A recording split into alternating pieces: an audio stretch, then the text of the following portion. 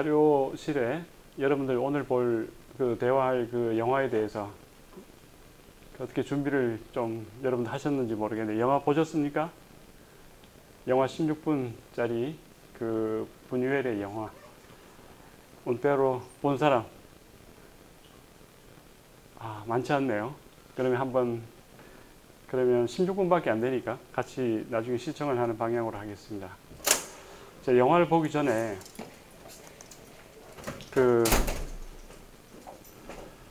글쎄요, 이런 이야기를 약간 또 할 필요가 있지 않을까 생각이 됩니다. 여러분들 요즘은 이제 컴퓨터 디지털 이 문화가 굉장히 많은 그 영향을 주는 그런 시대에 살고 있죠, 그죠? 선생이 옛날에 여러분들 나이 때는 컴퓨터라는 게 없었습니다. 그래서 리포터 뭐 이렇게 논문을 쓰면은 타자기로 보통 이렇게 쳐서 제출하고 손으로 쓰기도 하고 좀 시대가 많이 달랐습니다. 그죠?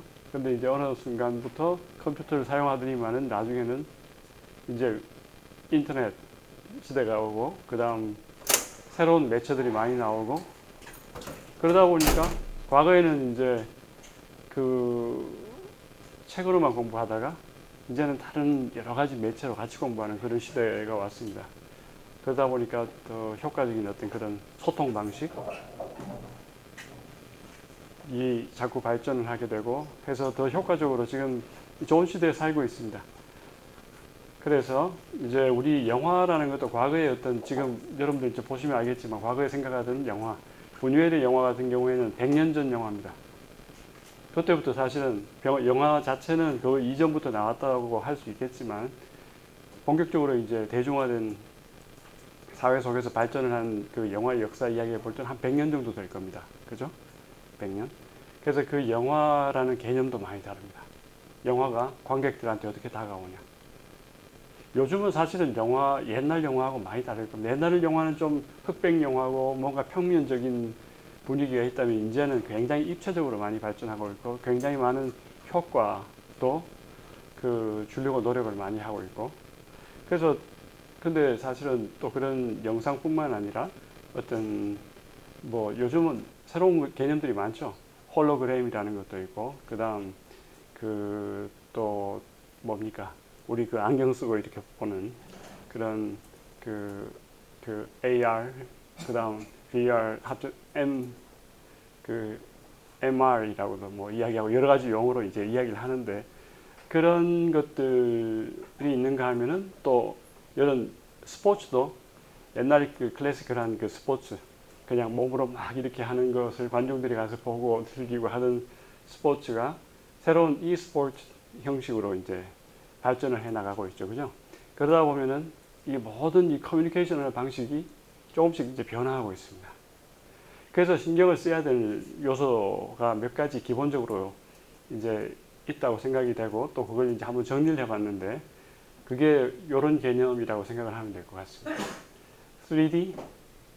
3D가 2D, 3D 여러분 알죠, 그죠? 그런 식의 더 어떤 더 생생한 실질적인 그런 개념으로 발전을 하고 있고 그런 모든 커뮤니케이션 하는 방법 자체가 그죠? 그 다음 사운드란 그 소리를 이야기하는데 사운드가 굉장히 종류가 많죠. 같은 영화라도 사람의 목소리도 여러 가지 사람들의 종류가 있고 주인공이 있는가 하면은 조연들이 있고 엑스트라들이 있고 그렇듯이 효과음도 굉장히 다양하고 배경음 있고 뭐 굉장히 많은 종류의 소리들이 있습니다. 모션 어떻습니까? 하긴 영화 자체는 동영상이니까 모션은 중요합니다. 근데 이게 이제 이것도 더 입체적으로 변화하는 그런 많은 것들을 요구하고 있고 레이어스라는 개념은 이제 하나의 어떤 장면을 보여줄 때 여러 가지 사실은 하나만 있는 게 아니고 여러 가지 사실 장면이 겹쳐져 있습니다. 특히 배경이라든가 또 이런 뭐라 그럴까요? 일단 우리가 포커스를 주는 어떤 인물들에 대한 그런 레이어가 있는가 하면은 그 주변에 여러 가지 개념들이 같이 이렇게 겹쳐져 있고 그게 더 촘촘할수록 사실은 우리가 느끼지 못하지만 더 재미있고 더 만족감이 높은 그런 효과들이 오죠. 레이어가 단순하면 왠지 뭔가 비어 보이고 단순하고 또 싱겁기도 하고, 특히 이제 만화 영화 같은 경우에 보면 굉장히 다양한 것들이 많이 이렇게 같이 움직이고 있습니다. 그게 이제 사실 하나의 그 평면으로 우리가 겹쳐져서 보고 있지만, 그걸 만드는 사람들은 그걸 굉장히 촘촘하게 만들겠죠.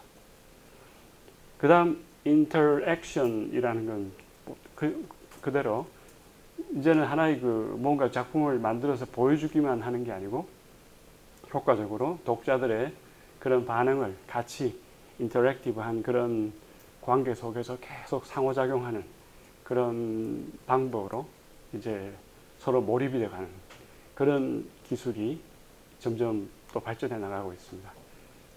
그러니까 이제는 안경도 쓰고 또 뭐 홀로그램도 있고 여러 가지 그런 방법이 있는 게, 결국에는 그런 인터랙션, 같이 뭔가에 몰입이 되고 더 많은 소통을 이루기 위해서, 그러다 보면은 그걸 보고 있는, 참여하고 있는 사람들은 더 만족감이 높아지고 효과도 더 많이 이렇게 얻게 되겠죠. 데이터 아날리시스 같은 경우는 어떻게, 이게 이제 과거의 영화 같은 경우는 이런 게 적용이 잘 되지 않았겠죠. 그죠? 그냥 작가가 생각할 때 뭔가 중요하다고 싶은 걸 자기 방식으로 이렇게 만들어서 표현하는.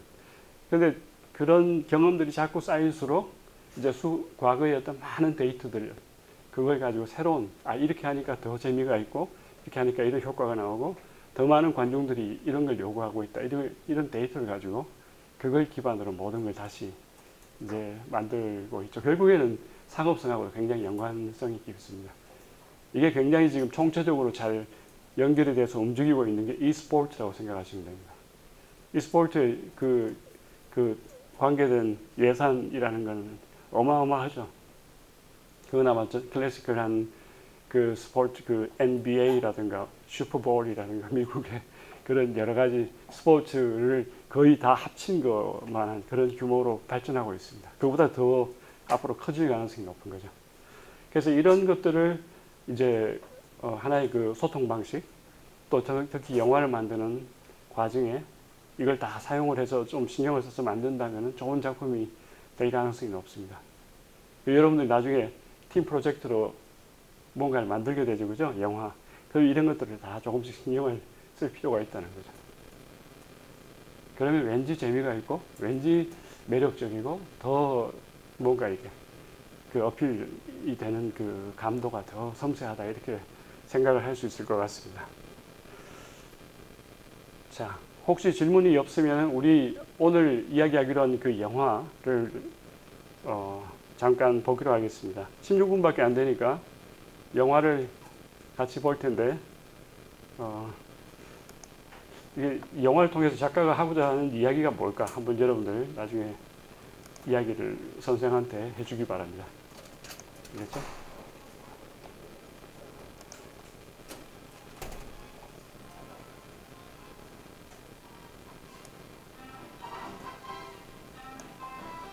(1929년에) 만들었고, 그 다음 부뉴엘이 이건 처음 프랑스 파리에서 상영을 했습니다.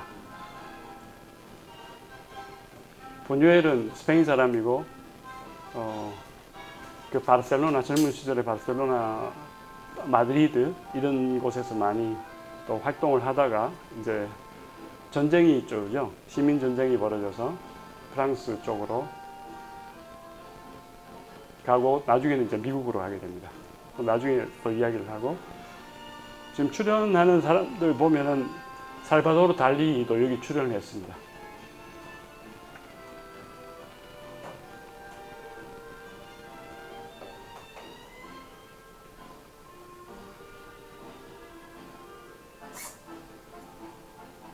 이 사람이 부뉴엘입니다. 자기가 직접 출연했죠. 그죠?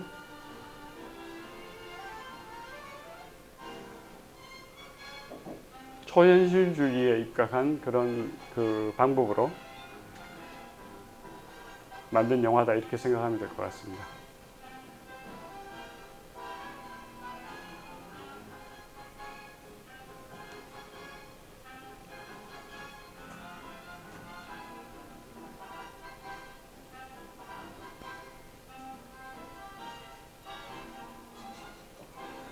이건 사람이 아니고 소입니다. 소. 손눈을 가지고 이렇게 그냥 바꿔서 그렇게 표현을 했죠.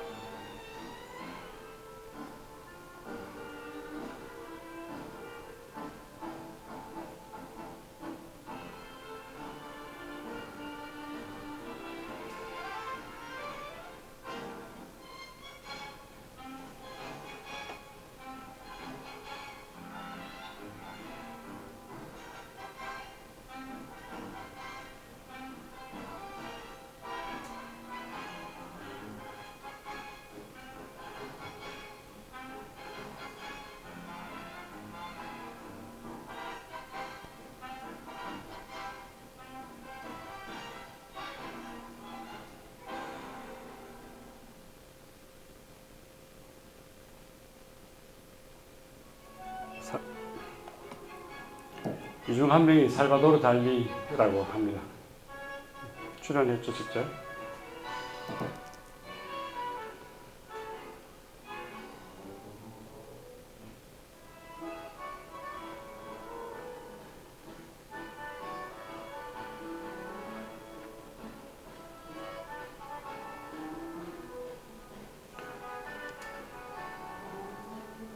이 손에서 개미가 나오는 요 토픽은 살바도르 달리 그림에도 나오고, 이건 그 아모르섹수알, 데세오섹수알, 그걸 지금 상징한다고 이야기를 합니다.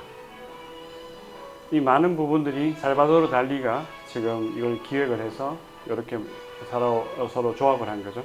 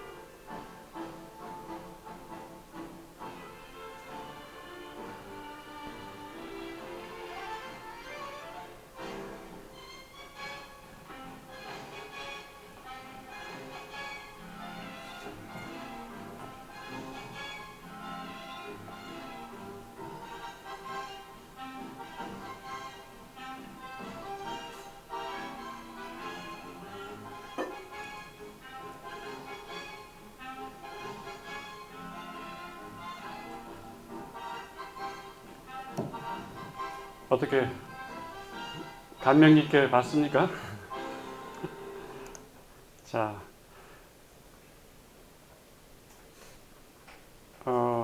여러분들 이런 영화 그 과거에는 별로 본 적이 없죠, 그죠? 어떻게 생각합니까? 본 소감이 지금 작가가 뭘 표현하고 있는지 혹시 조금이라도 이해가 되는 사람이 있었다면 의견을 들어보고 싶은데.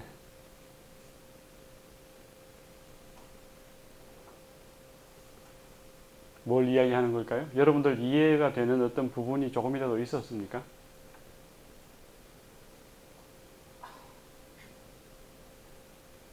뭐 작은 것도 관계없습니다.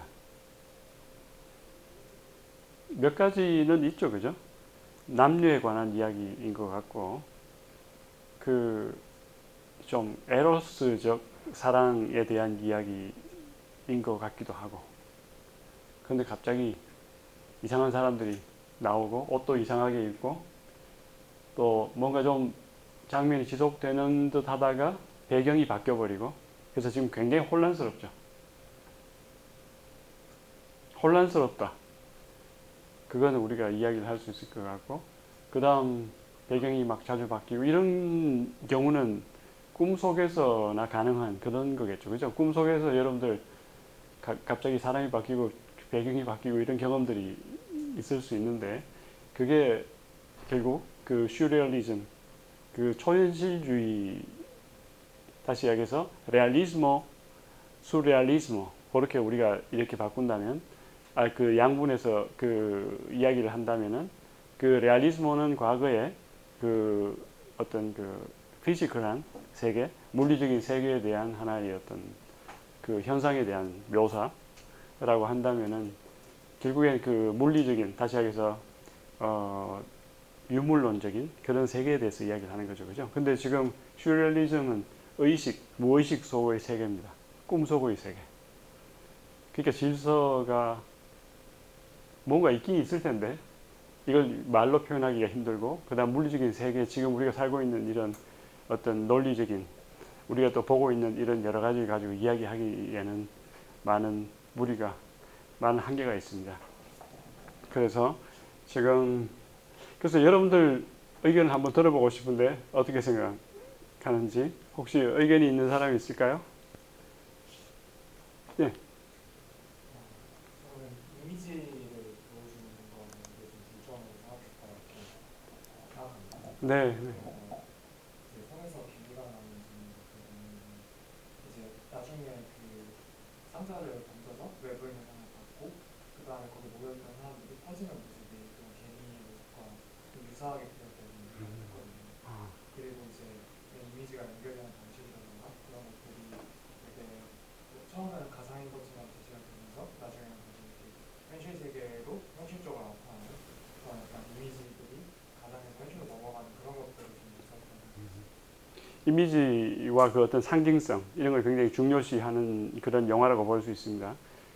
지금 여기 그 대사가 없죠, 그죠? 무성 영화입니다. 그러다 보니까 음악은 있는데 사실상 영화 내부의 대화나 소리는 없습니다. 그러니까 본유엘이 처음 만든 영화고, 그 다음 그 실험적인 영화 16분밖에 안 되고, 그죠?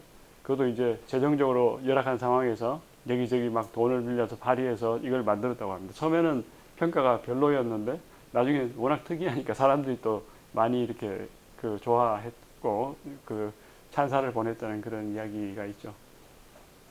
아무튼 이 의식의 세계와는 전혀 또 동떨어진 무의식의 세계를 자기식으로 표현을 하다 보니, 지금 또 그 당시에 초현실주의 작가로 그 굉장히 대표적인 작가가 바로 살바도르 달리였습니다. 그러니까 친구죠, 그죠? 친한 친구입니다. 친한 수준 이상입니다, 사실은. 무슨 말인지 거의 단짝 그 친구라고도 할 수가 있고, 그 다음 그 여기 좀 이따 이야기를 하겠지만 이 본유엘의 친구 중에는 이제 여러 명이 있겠지만 그 중에서도 그 어떻게 그 그 페데리코 가르시아 로르카라는 사람도 있습니다. 그 사람에 대해서 조금 이따 이야기를 합시다. 이 사람 부뉴엘 감독은 1900년도, 1983년도까지 살았는데 지금 인상이 범상치 않죠, 그죠? 굉장히 세고 굉장히 많은 그 뭔가 그 내면의 어떤 그런 복잡한 세계가 있는 사람으로 보입니다. 이 담배도 이렇게 물고 그죠?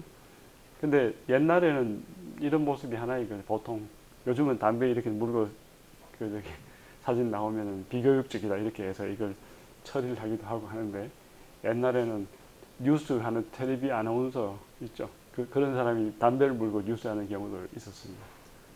선생님이 옛날에 그 80년도 후반에 스페인에 유학을 갔을 때 수업 시간에도 전부 다 담배를 피고 그런 시대가 있었죠. 부뉴엘이 어떤 사람인지 잠깐만 우리가 살펴보면은 부뉴엘은 그 이코노클라스타, 모랄리스타, 에볼루시오나리오 그 이걸 어떻게 해석을 해야 될까? 여러분들 구글 있죠? 스페인어를 잘 못하는 사람이 있으면은 또 한국말로 이렇게 적어 놓는 경우도 있을 수가 있고 반대로 그런 경우에 구글 트랜슬레이트를 사용을 하면 요즘은 90% 정도 이상 운이 좋으면 또 다 이렇게 잘 나오니까 나중에 한번 사용을 해보기 바랍니다.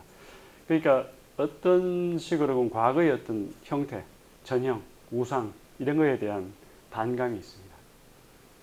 이 사람은 전통주의와는 완전히 반대편에 서서 사는 사람입니다. 새로운 과거의 모든 걸 다 부정하고 새로운 걸 추구하려는 그런 의지가 굉장히 강한 사람입니다. 근데 그게 사실은 이 사람만 그런 게 아니고 그 당시에 그 많은 예술가들이 그 이런 비슷한 생각을 하는 사람들이 젊은 사람들이 또 훌륭한 그런 또 그 엘리트 예술가들이 이런 사람들이 많았습니다. 과거의 전통보다는 새로운 자유주의 또 새로운 무언가를 추구하자. 근데 그 당시에 유럽이 어땠죠? 에우로파가 굉장히 살기가 좀 힘든 사회였습니다. 그 이유가 그 산업혁명이 일어나서 공업은 발전하고 또 상당히 사회가 빨리 이렇게 발전하는 그런 가운데 그건 이제 가진 사람들은 그런 흐름을 타고 잘 살아가고 있는데 문제는 대부분의 그 시민들 또 이제 그 중산층 이하 사람들은 교육의 혜택 또 어떤 그 의료의 혜택 이런 걸 제대로 받지 못하고 사회의 어떤 그런 보장제도 이런 게 없었습니다.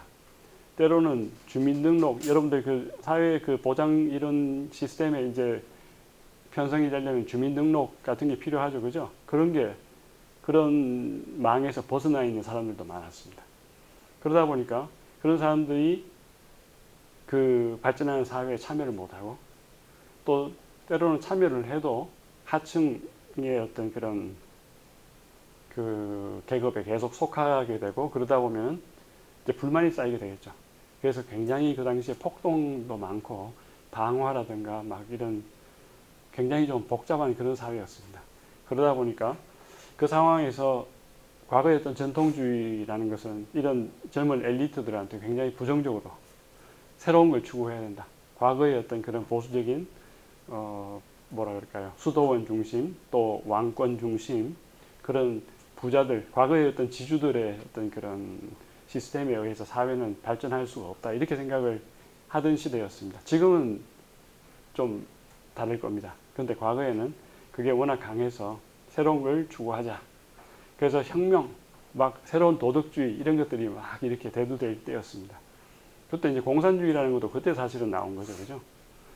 그다음 여기 그다음 두 번째는 precursor del surrealismo vanguardista. 방과르디스타는 게 바로 그 가장 좀 이렇게 어떤 진취적인 혁명적인 그런 사고로 이런 실험을 많이 하는 사람들의 모임 또 예술의 흐름을 이야기할 때 아방가르드 내지는 그 방과르디스타 이런 식으로 표현을 많이 하죠. 특히 이제 수리얼리즘도 그런 상황에서 나온 겁니다. 무의식의 발견. 여러분들 플로이트 있죠, 플로이트라는 사람이 바로 그때 또 그 무의식이라는 그런 책을 써서 유럽에서 베스트셀러 세계적인 책이 되었습니다. 그때. 그러니까 플로이트 그러면 이 우리가 새로운 이제 사람에 대한 발견을 했으니 이제 새로운 시각에서 모든 걸 정리해야 된다는 그런 문제의식이 강할 때입니다. 그래서 바로 초현실주의는 그런 플로이트의 무의식의 세계를 예술적으로 뭔가 표현하고 거기서 뭔가 새로운 현실적인 여러 가지 문제에 대한 해법을 찾고자 하는 그런 노력들이다. 이렇게 볼 수가 있죠. 옥타비오 파스라는 사람 들어봤습니까? 옥타비오 파스 멕시코의 또 굉장히 중요한 그 시인이기도 하고 또 그 하나의 그 문인이기도 한 그런 사람인데 이 사람이 또 라틴 아메리카 쪽에 그 슈레알리스타로 굉장히 유명한 중요한 인물입니다. 그래서 이 사람은 그 슈레알리즘을 새로운 현실을 창조하기 위한 시적 이미지와 영화의 결혼 이런 식으로 해서 그 당시 어떤 그런 부뉴엘의 그 영화를 또 칭찬을 한 그런 경우를 지금 그 문구를 지금 여기 인용을 했습니다. 그 다음 레시덴시아 데 에스투디안테스라는 데가 있습니다. 레시덴시아 데 에스투디안테스 이게 어디 있냐 하면 마드리드에 있습니다. 마드리드 그 센트로 데 마드리드. 근데 그 사진도 이제 좀 이따 여러분들 볼 텐데 여기서 살바도르 달리와 그 다음 페데리코 가르시아 로르카, 루이스 부뉴엘이 이렇게 친구로서 만났습니다. 그래서 거기는 기숙사인데 사실은 기숙사인데 어떻게 보면 지금 우리 저기 CJ 하우스나 뭐 여러분들 학생 기숙사하고 좀 다르고 여기 독립적으로 운영이 되는 기숙사인데 거기서 학술 세미나라든가 무슨 그런 무슨 학술 대회도 하고 세계적인 사람들이 와서 발표도 하고 굉장히 좀 수준이 좀 높은 또 사실은 좀 비싼 그런 기숙사입니다.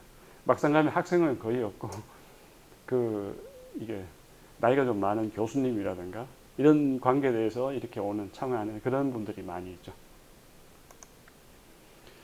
사람이 1925년까지 스페인에서 활동을 하다가 30년, 한 5년 정도 프랑스 생활을 했습니다. 그때 이제 이 영화를 만들었죠. 그죠?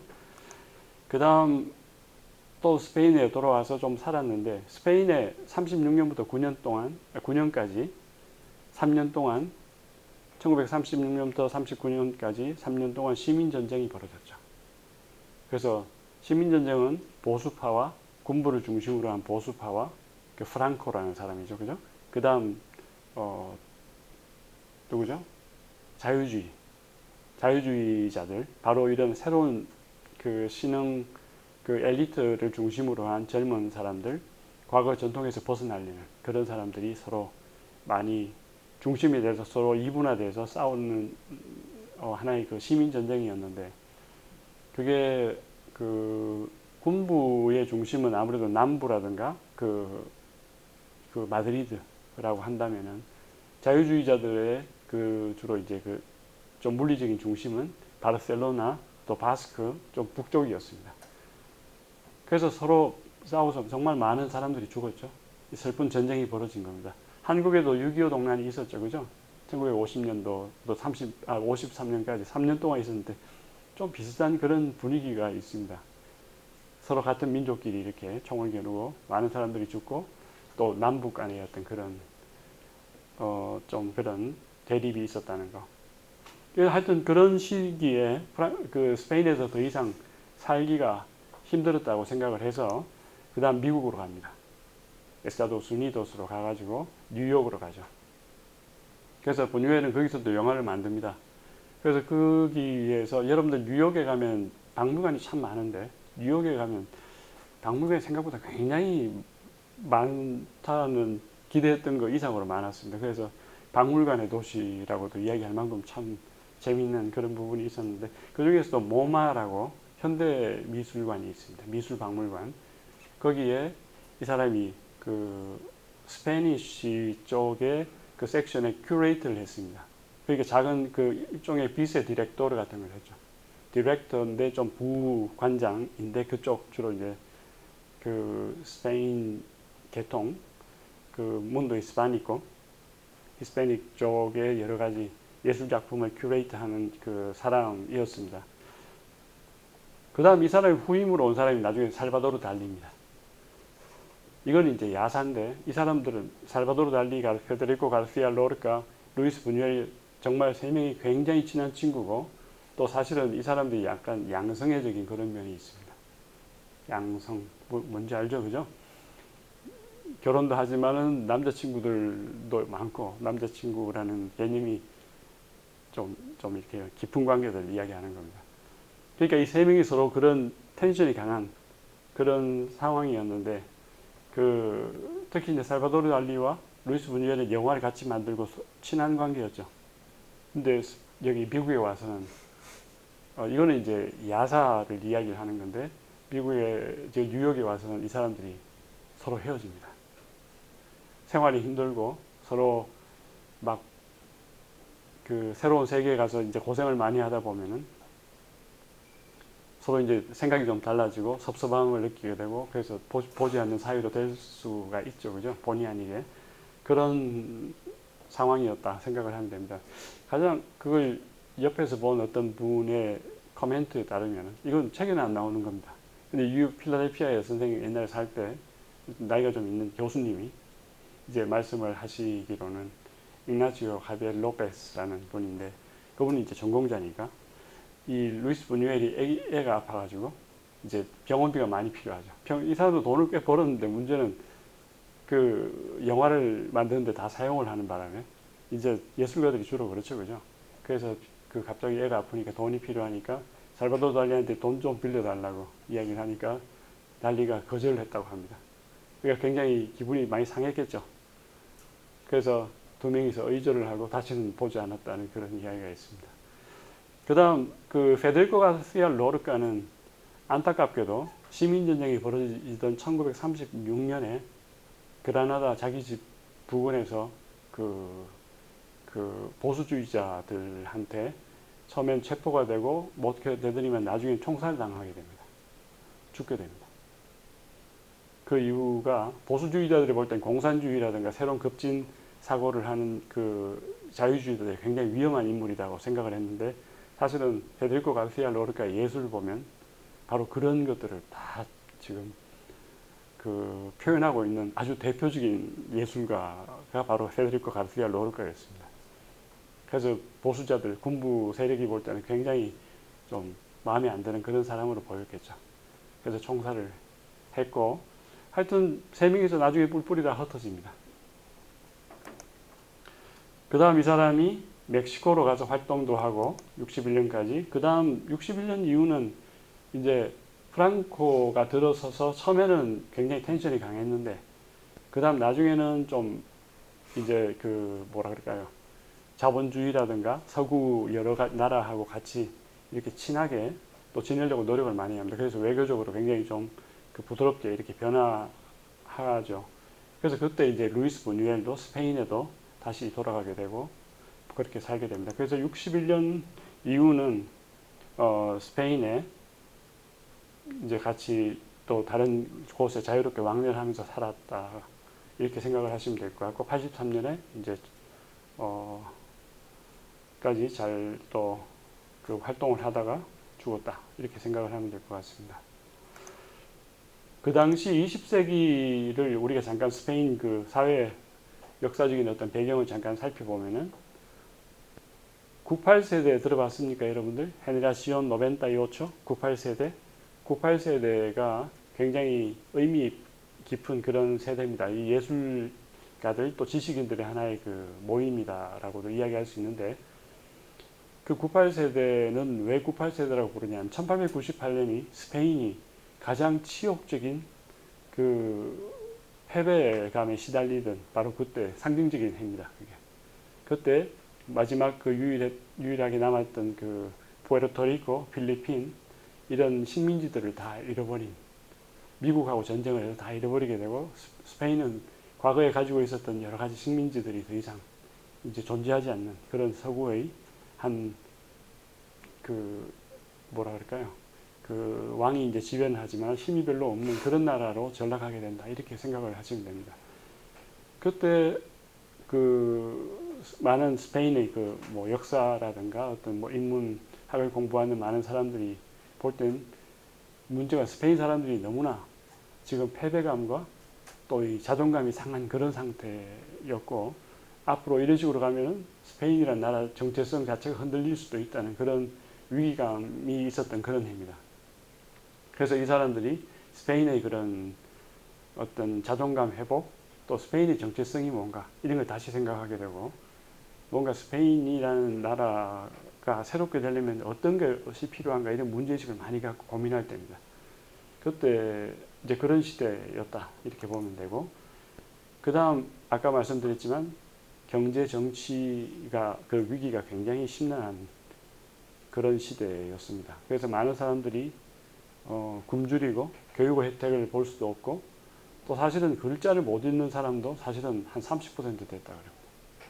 그러니까 글자를 말은 하지만은 또 읽을 수는 있는데 쓸 수는 없는 사람, 이런 사람들도 있죠, 그죠? 그런 사람들까지 다 이렇게 합치면은 글을 기본적으로 충분히 이렇게 쓰고 듣고 이런 걸 충분히 할 수 없는 사람들이 거의 한 30% 가까이 됐다 그럽니다. 교육의 혜택을 못 받은 거죠. 그런 분위기였고, 그 다음 교육이라고 보통 우리가 이야기한다면 공교육을 이야기하겠죠, 그죠? 근데 그 공교육이 상당히 열악한 상황이었습니다.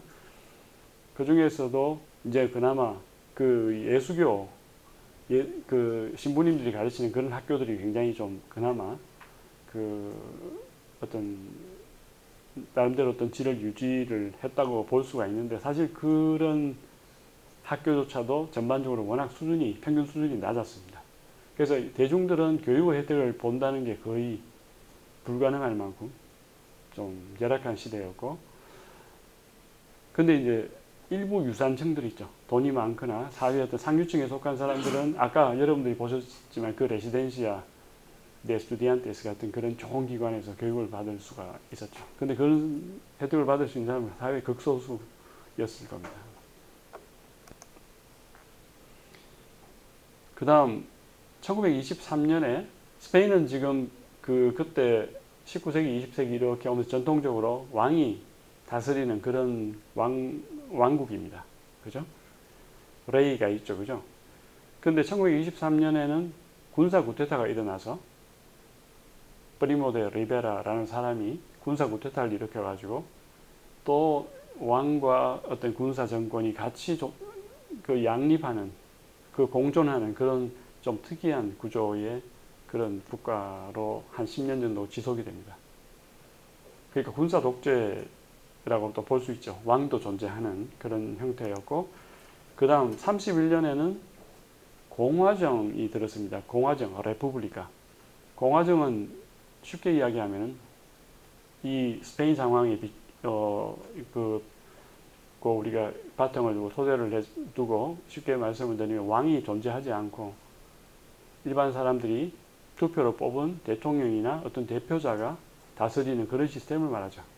지금 한국이 공화정이죠, 그죠? 기본적으로 여러분들의 대표자, 대통령이 일단 다스리니까, 또 정당의 어떤 여러 가지 대표가 있고, 그런 텐션이 이제 정치 전반적인 구도를 형성을 하고, 이게 그 공화정의 하나의 그 형태라고 볼 수가 있죠.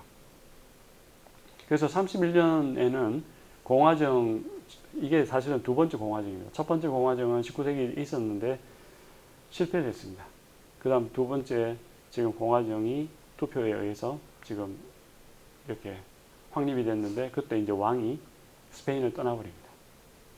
그래서 지금 스페인의 왕, 그 펠리페 왕의 고조부쯤 되는 분이 이제 그 당시 왕이었는데 떠나고 이제 그 가족을 데리고 프랑스 파리라든가 이탈리아 이런 곳에서 살게 되죠. 물론 나중에 이제 프랑코 말년엔 다시 돌아옵니다. 그런데 그때까지는 계속 해외 생활을 하게 됩니다. 그 다음 36부터 9년까지 시민전쟁이 있었고, 시민전쟁은 그야말로 참 슬픈, 민족끼리 서로 그냥 총을 겨누고 피를 흘리는 그런 슬픈 전쟁이죠. 굉장히 많은 사람들이 죽었고, 또 지금도 그 여파가 사실은 남아있는, 굉장히 그 아픈 역사가 이렇게 지금까지도 남아있는 그런 경우라고 볼 수가 있는데, 그때 그 시민전쟁의 주역이 바로 그 핵심적인 인물이 프랑코였습니다. 프랑코 장군이, 그 사람이 사실 개인적으로 볼 때는 어떤 군인의 입장에서 볼 때 굉장히 유능한 사람이었습니다. 갈리시아 출신의 젊은 사람인 그 20대 말에 벌써 장군이 된 사람, 굉장히 유능한 사람인데 그 당시 사회가 워낙 살기가 힘들고 텐션이 강하고 막 이러니까 이제 전쟁을 나름대로 문제의식을 가지고 전쟁을 일으키게 되는 거죠. 근데 사람들이 워낙 많이 죽고 워낙 많은 또 그 뭐라 그럴까요? 이 군사 정권이 오래 가다 보면은 그 모든 게 다 정체가 돼서 많은 사람들이 그야말로 힘들게 살아야 되는 그런 시기가 있죠. 그죠? 수십 년이 그런 식으로 흘러갑니다. 그래서 그런 부분에 있어서는 정당화하기 힘든 본의 아니게 어떤 계기가 돼서 전쟁은 일어났지만 그 전쟁이 아무리 그 동기가 뭐라 그럴까요? 나름대로는 훌륭하다 이렇게 볼 수 있다 치더라도 그 이후에 그 여파가 너무나 많은 사람들을 힘들게 했기 때문에 그걸 정당화하기는 쉽지는 않을 것 같습니다. 그래도 지금 프랑코에 대한 의견은 양분이 됩니다. 잘했다. 그 방법밖에 없었다. 또 한쪽은 아니야.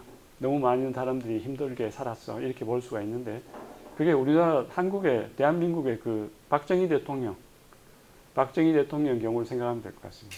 경제발전 이런 걸 생각할 때는 굉장히 우수한 여러 가지 업적을 남겼다고 할 수 있겠지만 일반 사람들의 어떤 삶이라든가 문화적인 어떤 면에 있어서는 한쪽으로만 흘러서 굉장히 보수적인 어려운 상황에 또 그런 과정들이 있었다. 발전을 이렇게 침체시키는 그런 분위기가 있었다. 이렇게 볼 수가 있겠죠. 프랑코가 39년부터 75년까지 이 사람은 정말 대단한 사람입니다. 75년까지 그 독재 정권을 유지를 하다가 나중에 늙어 죽었습니다.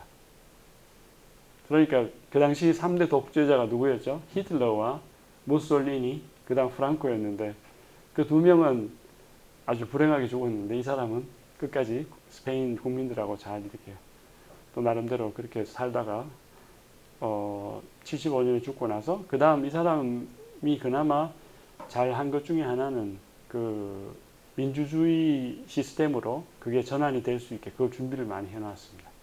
자기가 죽고 나서는 그 민주주의가 이제 이 전체적인 스페인을 지배할 수 있는 그런 구조가 될 수 있게 미리 준비를 많이 해놨죠.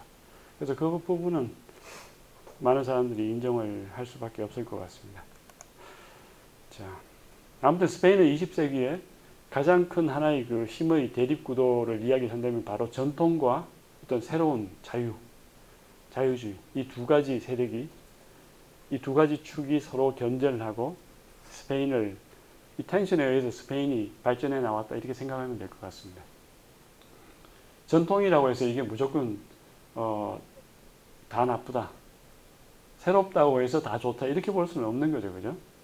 근데 그 당시 그 군부 중심으로 한 전통 세력의 그 나름대로 또 그 내부의 축은 바로 군부와 또 그 상류층, 그 왕실을 중심으로 한 상류층, 그 지주, 이제 그런 사람들까지 다 포함을 하는 거죠. 그 다음 수도원이었습니다. 수도원도 무시를 못 합니다. 국토의 60% 이상이 수도원 거였습니다. 그러니까 수도원이 얼마나 막강했는지, 그죠? 수도원과 바로 그러니까 종교 카톨릭시즘과 그 다음 그 군대, 그 다음 지주들, 상류층을 다 포함한 그 지주, 가진 자.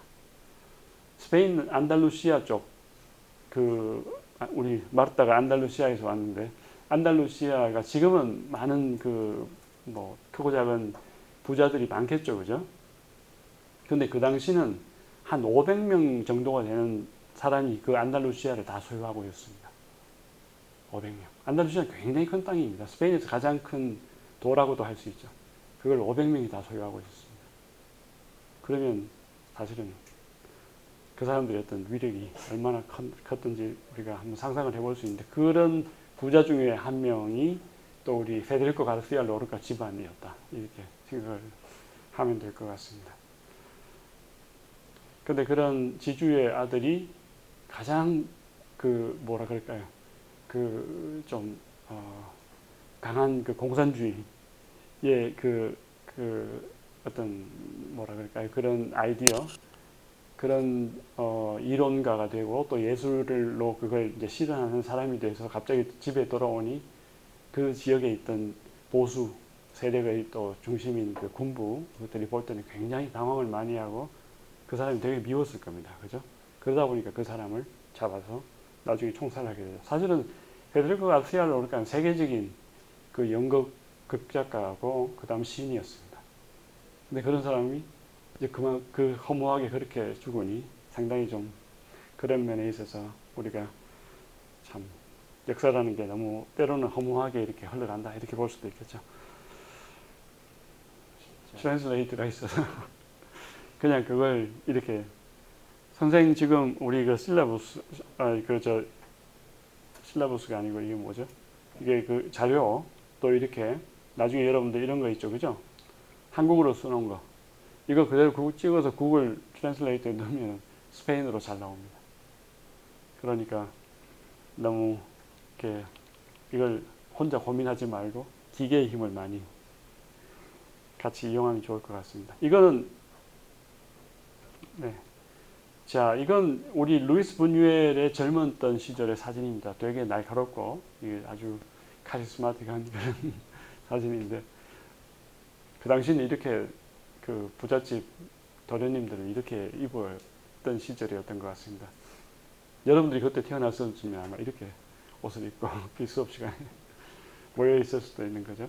이 사람은 그 자기 영화를 만들 때 그 기초가 됐던 그 어떤 초현실주의 사고 그런 관점 이걸 이런 식으로 표현했습니다.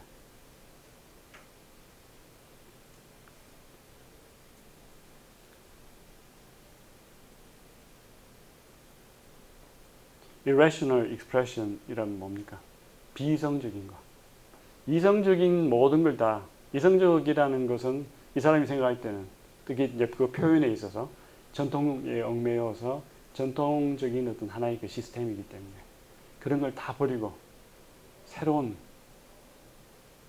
그런 개념과 또 방법을 통해서 표현을 하려고 무언가 찾다 보니까 이제 그 초현실 꿈속의 그런 여러 가지를 새로운 어떤 조합을 통해서 표현을 하려고 자기 나름대로 영화를 만들어 놓은 겁니다.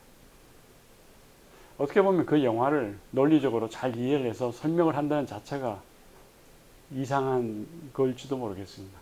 그냥 무언가 직관적으로 받아들이는 게 있다면 그게 말로 표현하는 것보다 더 정확할 수가 있죠.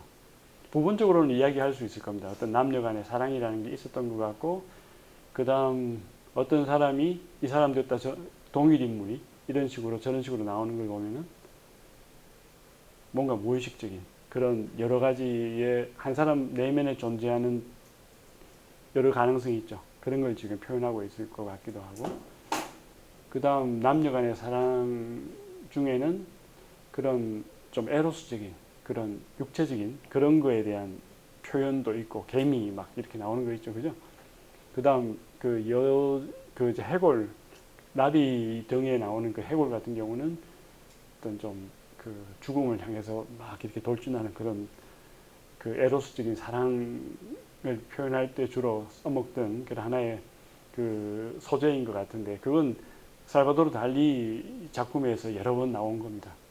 살바도르 달리의 그 박물관이 있죠. 지로나라는데 그 바르셀로나 부근에 가는 그 지로나에 그 사람이 살던 그 장소에 가까운 곳에 박물관을 만들어 놨습니다. 거기 가면 그런 해골 또 어떤 개미 뭐 이런 걸 여러 작품에 이렇게 도입을 시켜서 응용을 해놓은 그런 경우를 발견할 수 있죠. 자, 여기가 레시덴시아 데 에스투디안테스입니다. 마드리드 이제 그 중심에 가면은 있는 기숙사고 기숙사 치고는 굉장히 비싸고 또 여기 가면 많은 우리 학자들 또 선생님들 만날 수도 있고 여러 가지 학문적인 그런 액티비티 또 꽤 많이 이루어지고 있습니다.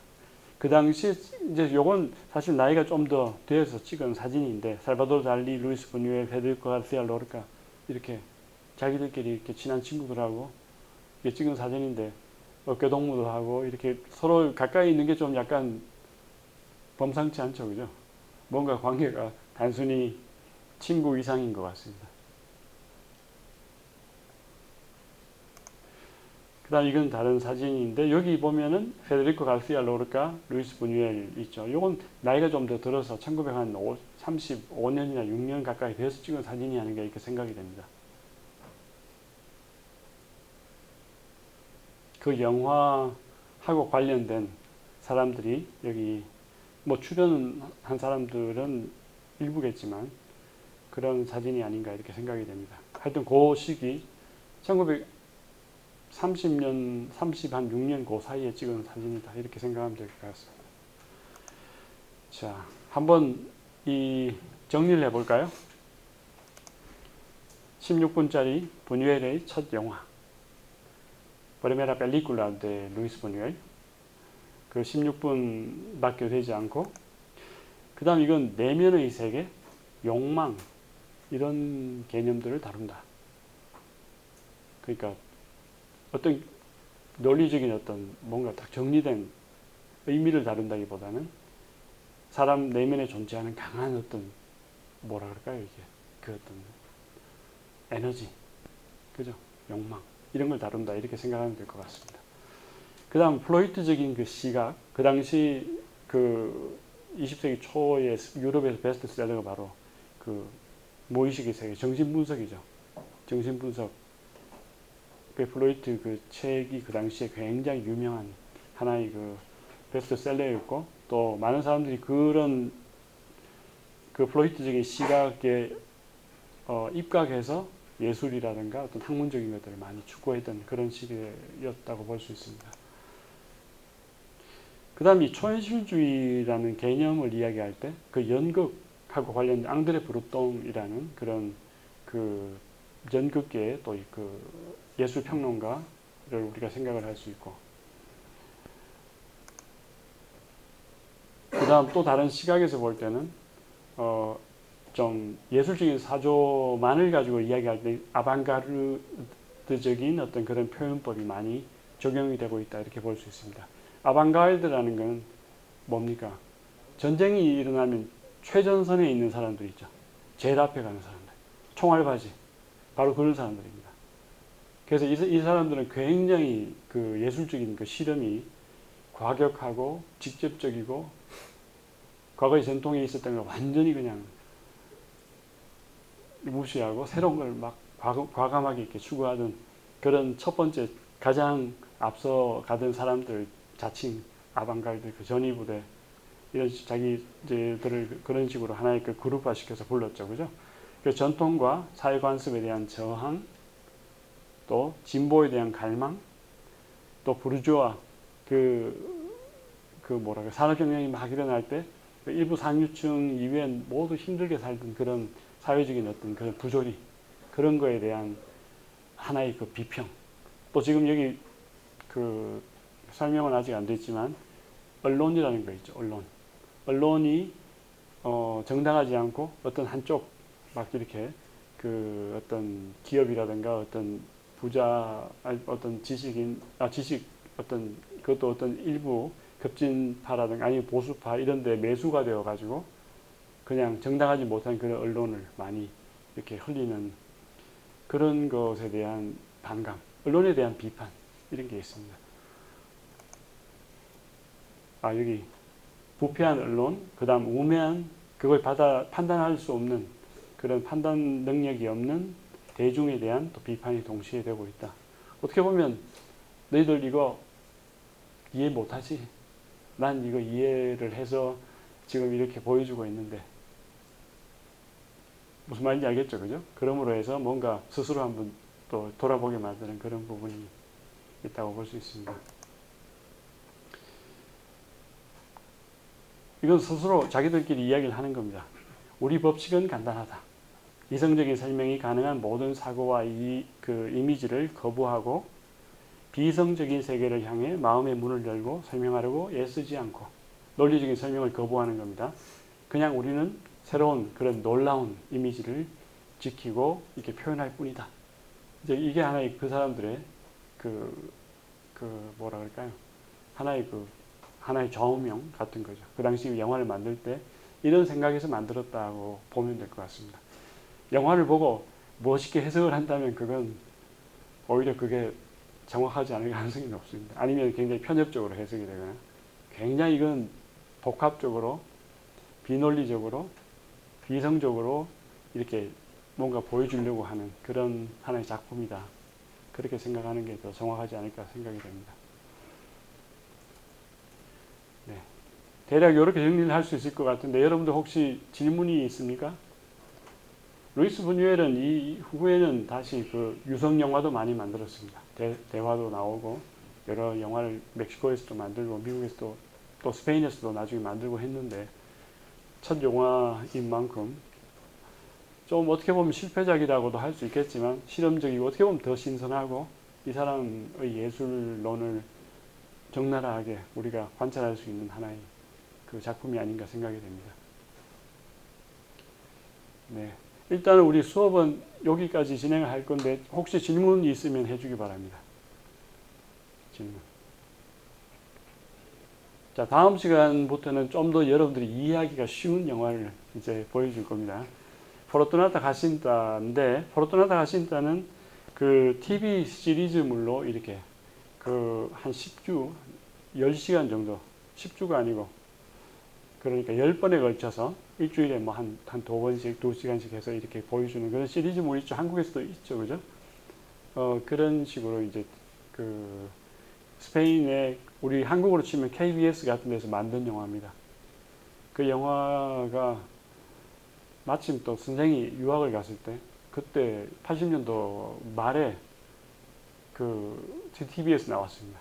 그래서 그 영화가 나올 때는 많은 사람들이 집에서 그 영화를 보기 위해서 들어가고 그냥 거리에는 사람이 별로 없는 그런 인기 있는 프로였습니다. 그래서 우리가 그 영화에 대해서 다음 시간에 공부를 할 텐데 잠깐만요. 요거죠. 요 지금 여러분들 그 블랙보드에 강의 자료실 아니면 하여튼 그거 찾아보기 바랍니다. 요 지금 공지사항으로 전달이 된 것 같습니다. 요 지금 그 주소 있죠, 그죠? 요 영화 주소를 지금 여러분들 전달했는데 요게 하나가 아니고 10개입니다. 그래서 쭉 연결이 되어 있으니까 한 시간에 우리가 한 두세 개 정도 이제 수업 시간 전에 여러분들이 영화를 보고 와야 됩니다. 그래서 그걸 가지고 가끔씩 이제 인용을 하겠지만 기본적으로 또 다른 여러 가지 강의 자료를 가지고 수업을 진행을 할 테니까 꼭 영화를 보기 바랍니다. 영화를 보지 않으면 내용이 일단 무슨 말인지 알겠죠? 잘 모르면은 수업 내용 따라오기가 힘들겠죠, 그죠? 네. 이 포르투나타 가신다는 굉장히 중요한 스페인의 그 사실주의 소설입니다. 레알리스모. 여기서 사실주의라는 것은 그 유물론적 사실주의입니다. 다시 이야기해서 시각적으로 뭔가 보이는 그 사실주의. 그걸 그대로 시각적으로 묘사하는 겁니다. 보이는 거, 들리는 거. 생각하는 거는 그렇게 중요하지 않습니다. 그거는 보이는 것을 정밀 묘사하고 아주 사실적으로 묘사를 잘하면 그건 당연히 그 속에 영혼이 다시 표현이 될 것이다. 그렇게 믿는 그런 예술 사조였습니다. 여러분들 정밀 묘사 있죠? 정밀 묘사. 연필로 이렇게 사진같이 하는 정밀 묘사. 그거를 굉장히 섬세하게 하다 보면 사진인지 그림인지 분간이 안 가고 나중에는 그 사람의 내면까지 이렇게 보이는 듯한 그런 느낌을 받을 때가 있을 겁니다. 영화도 그런 식으로 만드는 겁니다. 소설도 그렇고. 그러니까 이 사람이 뭘 생각하고 있고 막 지금 여러분들이 봤듯이 그 초현실주의 영화하고는 완전히 대비되는 겁니다. 보이는 세계, 유물론적 세계. 그걸 그대로 묘사를 하면은 바로 오히려 내면이 묘사가 표현이 될 것이다. 이렇게 믿던. 그게 이제 19세기 프랑스 사실주의 중심으로 유럽에서 그게 이제 많이 발전했는데 그게 이제 19세기에 프랑스에서 발전을 했고 그 영향을 받아서 스페인에서 포르투나타 가신다 이 갈도스라는 그 위대한 스페인의 그 최고의 소설가 중에 한 명이 이게 이제 세르반테스 이후에 가장 훌륭한 소설가라고도 이야기를 많이 합니다. 이 사람이 스페인의 그 사회와 인물과 여러 가지 문화적인 그런 현상들을 이 사실주의 그 문체로 바로 소설을 썼습니다. 그게 1880년도에 썼고 이게 이제 한 100년쯤 지나서 스페인에서 영화로 만들어진 겁니다. 우리가 다음 요 영화를 한 2주 정도 이제 공부를 할 텐데 이거 끝나고 나서 또 공부를 할 라 레겐다라는 소설은 그 비슷한 시기에 클라린이라는 사람이 또 쓴 겁니다. 그 소설도 사실주의 소설이고 그것도 시리즈 그 3부작으로 만든 건데 그 영화도 그 당시에 어떤 사실주의적인 그 스타일로 만든 굉장히 재미있는 또 하나의 그 당시 또 처음에 나올 때 상당히 인기가 많았던 TV 시리즈물이었다 이렇게 생각을 하면 될 것 같습니다. 자, 혹시 질문 있을까요? 질문이 없으면 우리 그럼 여러분들 꼭 이 포르투나타 가신다 보고 오기 바랍니다. 한 3시간 정도 보고 오면 좋을 것 같습니다. 이제 주말에 시간 있을 때 영화 한 편 본다 생각하고 보면 되겠죠, 그죠? 질문이 없으면 오늘 여기까지 하겠습니다. 수고하셨습니다. 네.